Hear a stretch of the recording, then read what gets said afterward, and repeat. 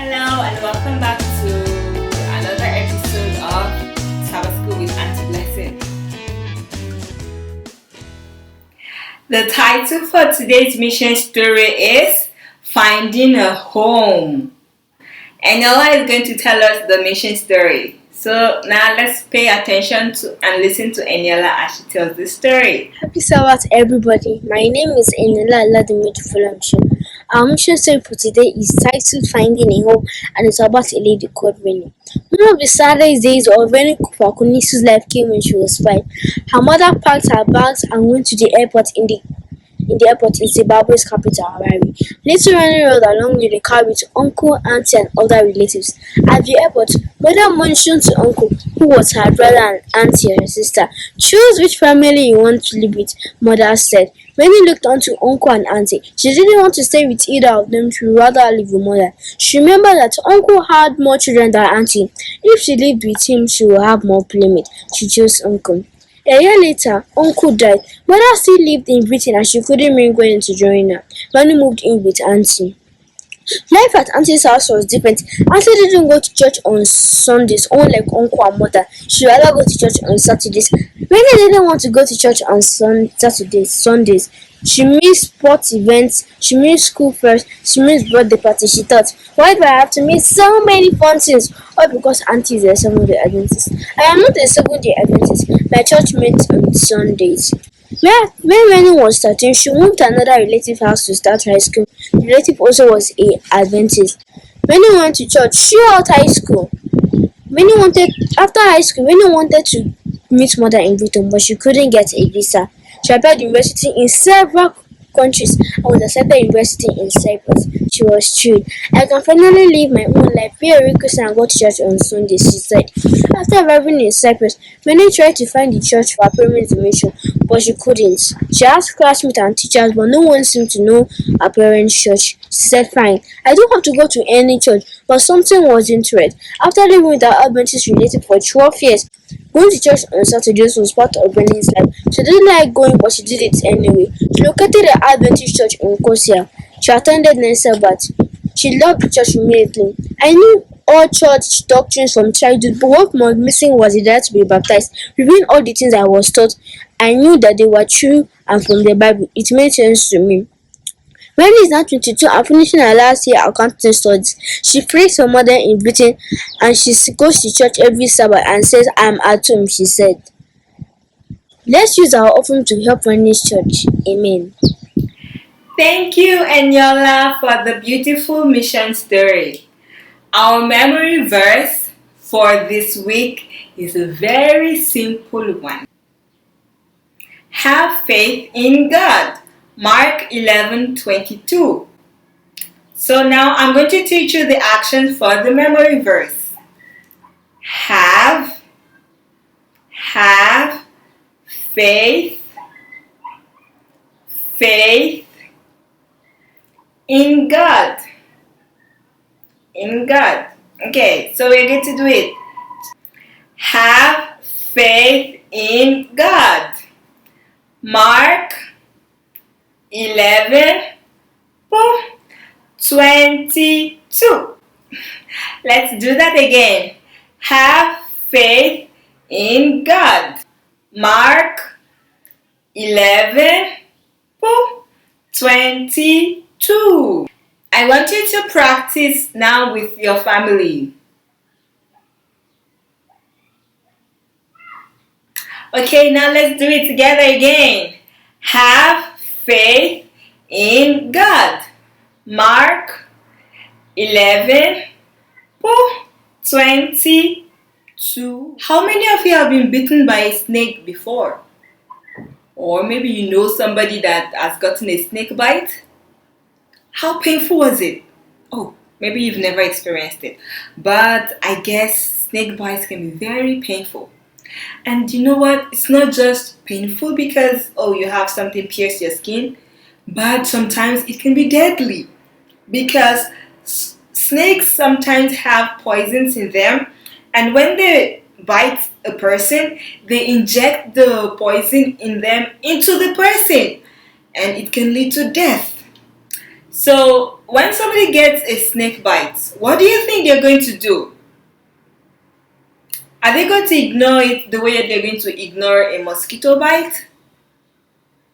Or, oh, maybe they're just going to put some balm on it. It's gonna be okay, right?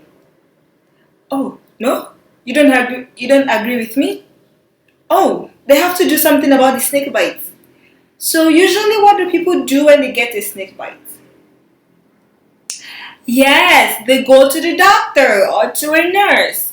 They go to get treatment because of the poison that is now in their body. And some snake bite, they take very short time to kill a person. That is why snakes can sometimes be very dangerous. But not all snakes are dangerous though. But those that are venomous, those snakes that have poison in them, they can be very dangerous. So what has snake bite got to do with our story for today? You might ask. Okay, so now let's get into the story. The title for this week's lesson is Snake Bite. The children of Israel were wandering in the wilderness for 40 years and they've not gotten to the promised land yet. Their disobedience had led them to wander in the wilderness for 40 years. And the promised land was so near yet so far because they were not able to get into it yet. So they began to grumble and to murmur and to complain. Oh, Moses, why did you even bring us out of Egypt? Do you want us to die here? And they grumbled and complained. And Moses was getting so tired of all their complaining. Everybody complained, and they all directed their complaints to Moses. Let me quickly ask you, why do you think they directed their complaints to Moses? Yeah, that's right. Because Moses was the leader. I mean, their physical leader. God was the one leading, but then Moses was the leader. They could see. Even though God kept providing for their needs, like last week, in our story for last week, He provided them manna. Still, the people did not stop complaining about things that didn't go right. Finally, God decided to remove His hand of protection from the Israelites and left them to themselves.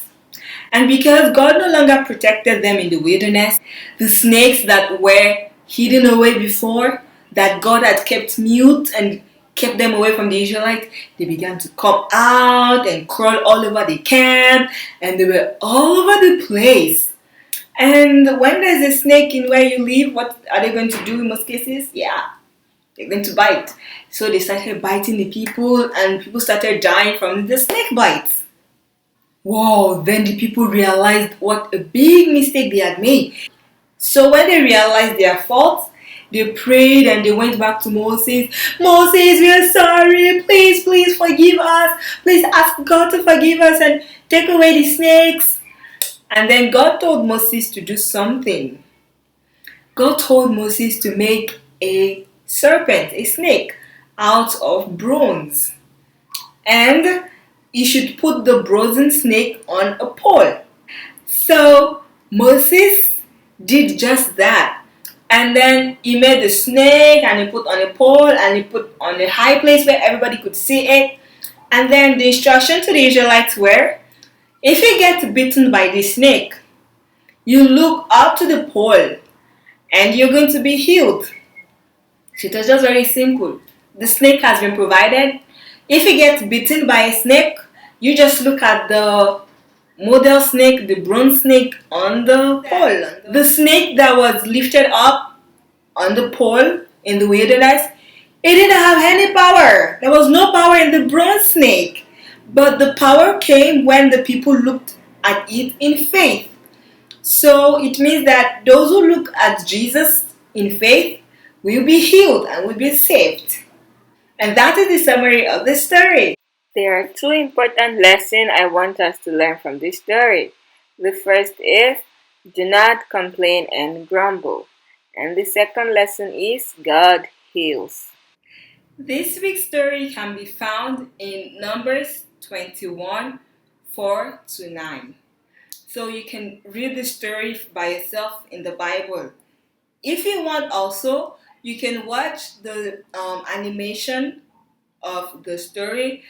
It's made by GraceLink, and I'm going to put the link in the description box so you can watch the animation. It's better than the way I told the story, so I want you to also watch it yourself. But if you're not able to watch the animation, the video, you can also read the Bible. You can really get the real story from the Bible. So for our lesson today, we are going to make a snake craft. And for this activity, if you do not have colored papers, you can use any kind of paper that you have. You could even use old newspapers. The main point is for you to just make the snake and have something to remind you about the lesson. For the craft, you're going to need glue or tape, any kind of fastener you have, and then you will need a scissors and different color of papers, or even if you have just two types of colors on old newspapers, just we need papers and a red one for the tongue. To make the cutting faster, I put the papers together, folded them, and cut so that I have less cuts and it's faster to make the strips. So you can do the same thing too.